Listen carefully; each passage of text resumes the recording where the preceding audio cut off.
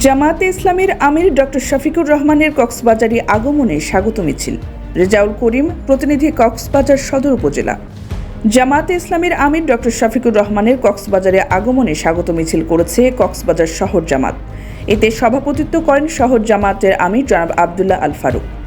এতে প্রধান অতিথি হিসেবে বক্তব্য রাখেন বাংলাদেশ জামায়াতে ইসলামীর কক্সবাজার জেলার আমির মাওলানা নূর আহমদ আনোয়ারি।